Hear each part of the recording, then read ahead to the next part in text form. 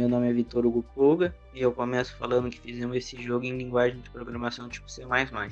Usamos a biblioteca gráfica SFML, o comando use namespace SF serve para evitar repetições da partícula SF pelo código, a função principal tem o isRange para criar números aleatórios, render window cria uma janela sobre o terminal que pode ser usada para a interface gráfica, app set frame rate limit 80 limita a taxa de quadros para 80, para ter uma movimentação mais fluida. Ou seja, use namespace SF é uma diretiva, como eu disse inicialmente, que serve para evitar repetir SF.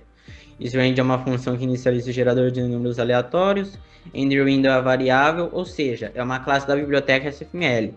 AppSetFrameRateLimits é o método chamado de função do objetivo app. Desde os 4 primeiros float, int e esses últimos 2 float, são comandos que vão ser usados para delimitar o espaçamento entre os blocos na tela definida. São apenas variáveis para colunas, linhas e o espaçamento disponível para ser usado. Texture T1, T2, T3 e T4, como mostrados em linha do T1 até o T4, são texturas de cada elemento do jogo.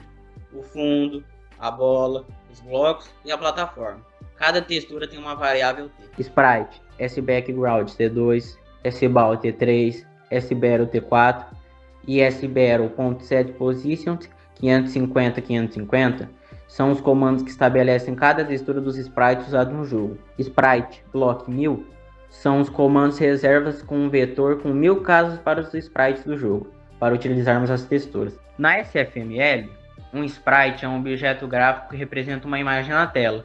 Em resumo, um sprite é como um personagem, objeto ou bloco visível no jogo. Um sprite não guarda a imagem diretamente, ele usa uma textura como base visual.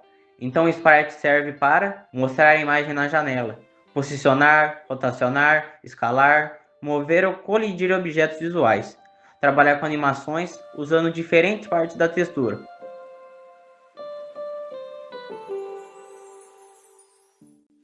Olá, professora, tudo bem? Espero que esteja tudo bem com você. Meu nome é Gilmar, meu RA é 121314 e hoje eu vou apresentar junto com meus colegas Carlos e Puga sobre o jogo Arkanoid que nós criamos. Eu vou falar principalmente sobre os conjuntos de comandos que são responsáveis pela lógica básica da movimentação da bolinha, pela detecção da colisão e principalmente a remoção dos blocos no jogo. Vamos iniciar então, professora? No início do código é criada uma variável chamada n, que serve para contar a quantidade de blocos já posicionados na tela. Em seguida, a gente utilizou 2 loopings for, que são usados para organizar de forma alinhada esses blocos. Aí com base em um espaçamento já definido na tela do jogador. Aí cada bloco vai receber uma textura específica e é posicionado corretamente tanto nos eixos X como no eixo Y. Aí logo após a gente fazer essa parte e importar as configurações, a textura dos nossos blocos, nós definimos os valores de dx e dy, que vão determinar a velocidade da bolinha. A gente colocou como sendo 6 pixels no X e 5 pixels no Y. E além disso, também definimos a posição inicial da bolinha, que a gente colocou com valores iniciais de 300 para ambos os eixos, tanto X como Y. Nós criamos a estrutura while, e que ela representa o loop principal do programa, que mantém a janela aberta enquanto o jogo estiver em execução, professora. Aí dentro dela há uma verificação de evento, que vai identificar se o usuário clicou ou não no botão de fechar.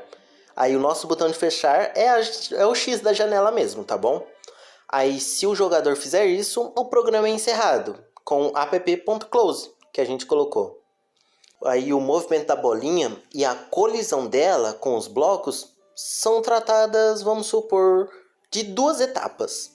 A primeira é no eixo X. A bolinha se move somando dx a sua posição e verifica se houve colisão com algum bloco que está perto dela.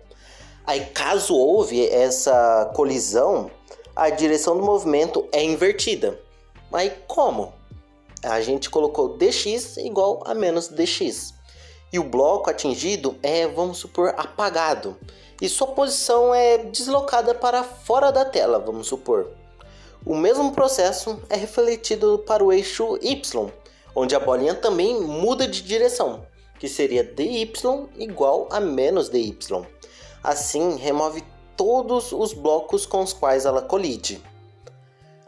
Essa foi minha parte, professora, mas eu queria deixar uma ênfase aqui numa coisa que a gente teve dificuldade, que eu gostei bastante, que a gente teve que procurar em muitas coisas para poder achar, que foi colocar a biblioteca do jogo dentro do Code Block, né?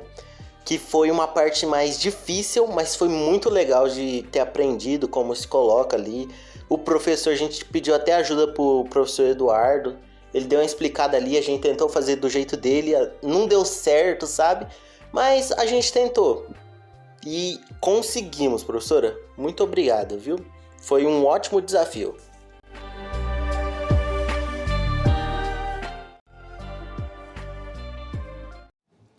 Olá, eu sou o Carlos Henrique e eu vou apresentar a parte final do projeto do jogo. A última parte começa com uma estrutura condicional que determina qual vai ser a ação e para qual direção a bolinha vai ser redirecionada caso ela colida com qualquer uma das extremidades da tela, seja no eixo X ou no eixo Y. Então, caso no eixo X ele colida ou na extremidade 0 ou na extremidade de 1280 pixels, ele vai mudar a direção, vai mudar o sentido, e a mesma coisa vai acontecer caso ele colida no eixo Y, na parte de cima ou na parte de baixo da tela. A próxima função, que é determinada pela estrutura condicional if, é a do keyboard SkipPressed, que determina qual é a ação da plataforma caso a seta para a direita ou a seta para a esquerda seja pressionada.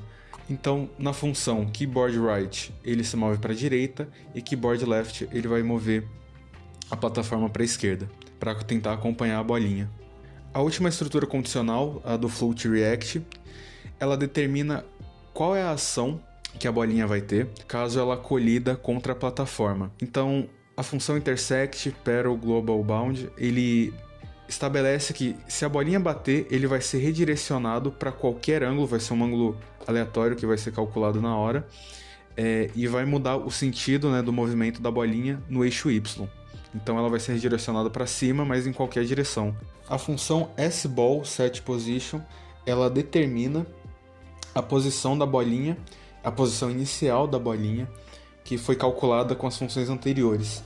Então ela começa sendo estabelecida na linha do float dx6 e dy5, que determina a velocidade em pixels da bolinha, enquanto a posição inicial dela é definida na linha float x300 e y300, a posição inicial na tela. Depois esse cálculo ele continua na estrutura de repetição, que determina a reação do sprite da bolinha ao colidir com algum dos blocos. Então, primeiro ele varia o sentido do movimento no eixo X, e depois tem uma outra estrutura de repetição que varia o sentido do movimento para o eixo Y. Por fim, existe uma sequência de funções que desenham os sprites na tela. Então ele começa com o AppClear, que serve para criar uma interface gráfica, uma tela gráfica por cima do terminal de comandos, mas que seja limpa, já comece limpo, sem nenhum sprite ou nenhuma imagem. Depois o AppDraw sBackground, AppDraw sBall e AppDraw sParallel, ele desenha na tela o fundo, a bolinha e a plataforma que vai ser usada no jogo.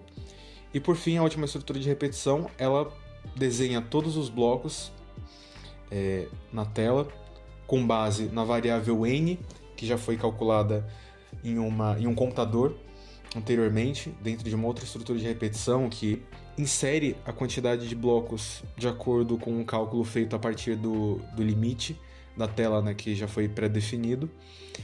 E essa variável n ela vai aumentando, e aí, a partir disso, ele estabelece a quantidade de bolinhas que vai ser desenhada na tela com o sprite, ou melhor, define a quantidade de blocos que vão ser desenhados na tela, e por fim, o AppDisplay ele desenha todos os sprites na tela para o usuário.